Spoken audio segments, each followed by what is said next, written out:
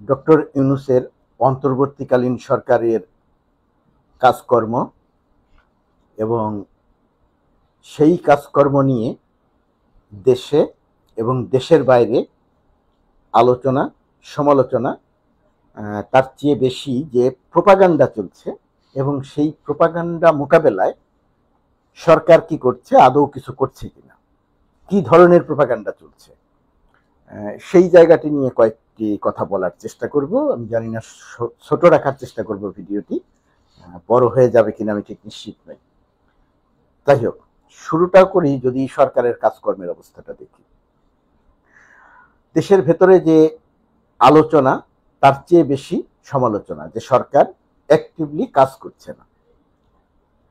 এই সমালোচনাটা হওয়ার একটা বড় কারণ, সরকারের পক্ষ থেকে তারা কি করছে সেই জায়গাটিতে প্রচারণাটা সেইভাবে নয়। না থাকার একটা কারণ হতে পারে এরকম যে সরকারের জায়গা থেকে যদি অনেক কথা বলা হয় যে আমরা এই করেছি সেই করেছি, তাহলে মানুষ বিরক্ত হতে পারে। কাজ করলে তো দেখা যায়, তাহলে এটা এত কিছু বলতে হবে কেন, এরকম একটা চিন্তা হতে পারে। যেমন ধরেন, সরকারের পক্ষ থেকে যে কাজগুলো মানুষকে আরেকটু বড়ভাবে জানানো দরকার ছিল, যদি একটু উদাহরণ দিই। বাংলাদেশ ব্যাংকের আগে যে গভর্নর ছিল রৌফ সাহেব, সাবেক আমলা, রৌফ যখন বাংলাদেশ ব্যাংকের গভর্নর, তখন সে টাকা ছাপিয়ে ফ্যাসিস্ট শেখ হাসিনা সরকারকে দিত, যাতে তারা এই টাকাটা জালিয়াতি করে ব্যাংক থেকে নিয়ে পাচার করতে পারে। কমপক্ষে ৬০,০০০ কোটি টাকা সে ছাপিয়ে দিয়েছে শেষ দিকটাতে। আরো বহু রকমের অপকর্মতা আছে। এখন ডক্টর আহসান এইচ মনসুর যখন বাংলাদেশ ব্যাংকের গভর্নরের দায়িত্ব নিয়েছেন, তখন এরকমের ঘটনা একেবারে সম্পূর্ণরূপে বন্ধ হয়ে গেছে, সম্পূর্ণরূপে শতভাগ বন্ধ হয়ে গেছে। বাংলাদেশ ব্যাংককে অন্ধকারে রেখে অথবা বাংলাদেশ ব্যাংকের সহায়তা নিয়ে যে সমস্ত ব্যাংকগুলোতে চুরি এবং জালিয়াতি চলছিল সেগুলো বন্ধ হয়ে গেছে। অর্থ উপদেষ্টা ডক্টর সালেউদ্দিন আহমেদ অত্যন্ত বিচক্ষণ মানুষ। তিনি তার মন্ত্রণালয়, বাংলাদেশ ব্যাংক সব মিলিয়ে অর্থনৈতিক সেক্টরে একটা সুশৃঙ্খলা ফেরানোর একটা চেষ্টা করছেন দৃশ্যমানভাবে। যেমন তার সবচেয়ে বড় কারণ হচ্ছে চুরি, জালিয়াতি, শত শত কোটি টাকা, হাজার হাজার কোটি টাকা পাচার তারা বন্ধ করেছে। এখন এই সংবাদটি সাধারণ মানুষের মনে তেমন কোনো প্রভাব ফেলতে পারেনি। মানুষের মনে প্রভাব ফেলেছে কি? মানুষের মনে প্রভাব ফেলেছে জিনিসপত্রের দাম বেড়েছে, সড়কে বিশৃঙ্খলা, এগুলো মানুষের মনে প্রভাব ফেলেছে। এগুলো খুব সাধারণ ফেলবে মানুষের মনে, প্রতিনিয়ত মানুষ যে সমস্যাটায় পড়ে। একটি বিষয় খালি মনে রাখতে হবে, আওয়ামী লীগ সরকার যে প্রক্রিয়ায় ব্যাংকিং খাত ধ্বংস করেছিল, অর্থনীতি ধ্বংস করেছিল, এই সরকার উত্তরাধিকার সূত্রে সেটা পেয়েছে, সেই দায় বহন করছে। ইচ্ছে করলেই এই সরকারের পক্ষে জিনিসপত্রের দাম কমিয়ে ফেলা সম্ভব না, কারণ অর্থনীতি সেটা পারমিট করছে না। এখন পুরনো কথা বেশি বললে মানুষের মনে হবে যে আমরা এখন শেখ হাসিনার কথা শুনতে চাই না, আমরা এখন এই সরকারের কাজ দেখতে চাই।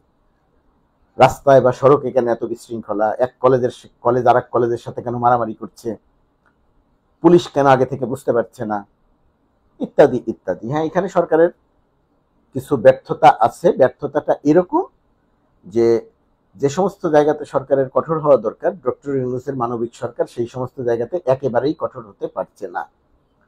আর স্বরাষ্ট্র উপদেষ্টা কতটা বিচক্ষণ মানুষ এই সমস্ত পরিস্থিতি মোকাবেলার জন্য, সেটা নিয়েও খুব বড় রকমের প্রশ্ন আছে। সরকারের উচিত হবে এই জায়গাটি খুব গুরুত্ব দিয়ে দেখা।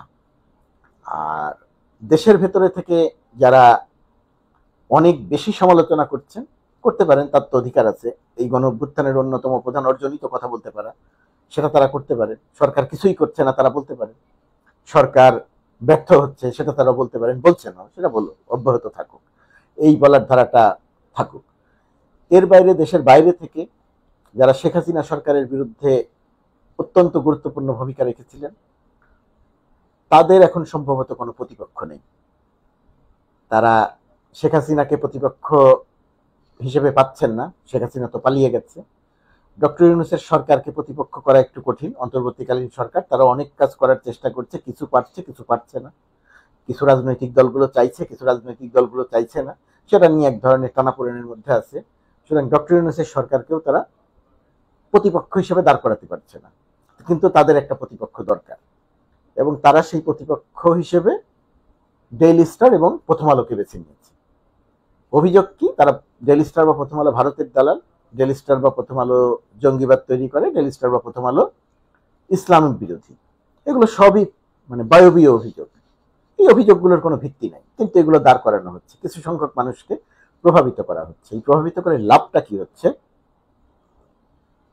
আমি আদা চা খাই, গলা অনেক ঠান্ডা, সেই কারণে গত 2-3 দিন কথা বলতে পারিনি। আদা চা খাই একটু গলার পরিস্থিতি ভালো করার চেষ্টা করছি। তো ডেইলি স্টার বা প্রথম আলোর কোনো সুনির্দিষ্ট তথ্য বা প্রমাণ নাই। ডেইলি স্টার কখনো কোনোদিন ভারতীয় আগ্রাসনের পক্ষে ভূমিকা রাখে নাই। ডেইলি স্টারের সব লেখা পড়ে দেখেন, কোথাও পাবেন না।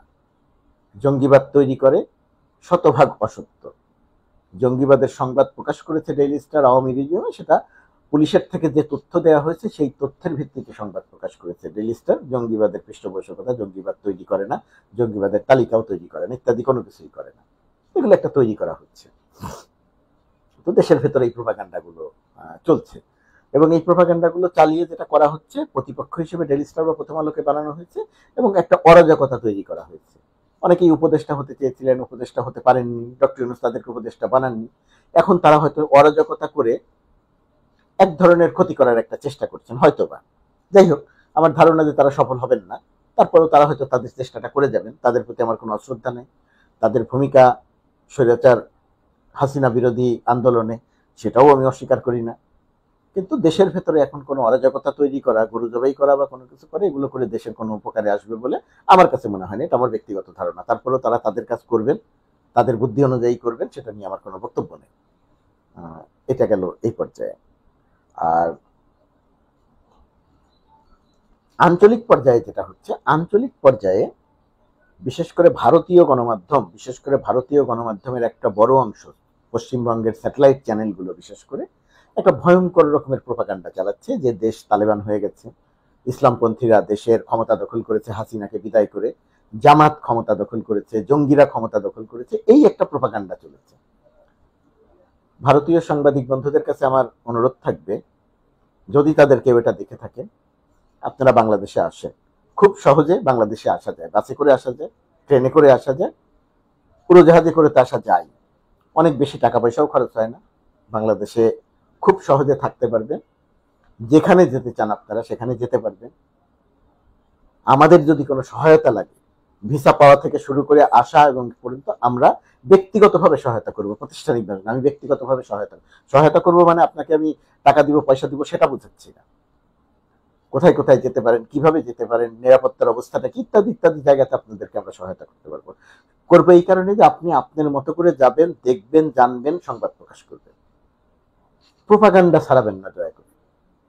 বাংলাদেশে শেখ হাসিনা পালানোর পরে কিছু ঘটনা ঘটেছে, কিছু মাজার ভাঙা হয়েছে, কিছু আওয়ামী লীগের নেতাকর্মীদের বাড়িতে আক্রমণ হয়েছে, তার মধ্যে হিন্দু সম্প্রদায়ের লোক আছে।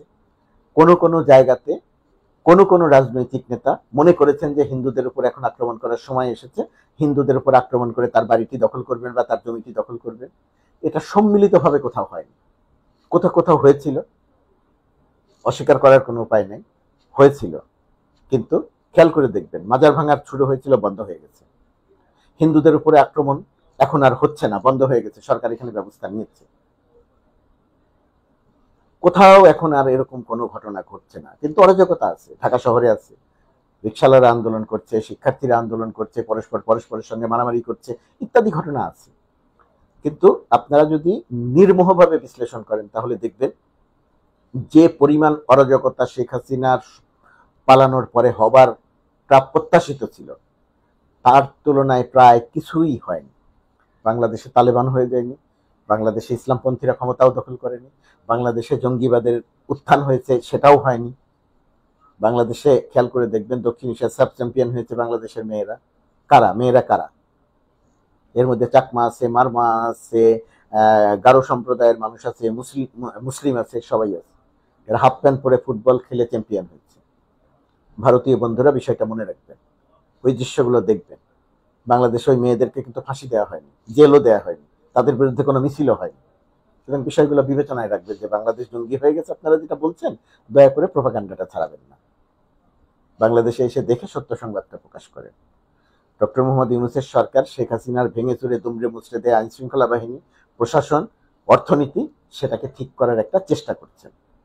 অনেক কিছু পেরেছেন সেটা বলবো না, কিন্তু চেষ্টা করছেন। জিনিসপত্রের দাম কমাতে পারেননি, জিনিসপত্রের দাম আপনাদের ওখানেও কমানো যাচ্ছে না।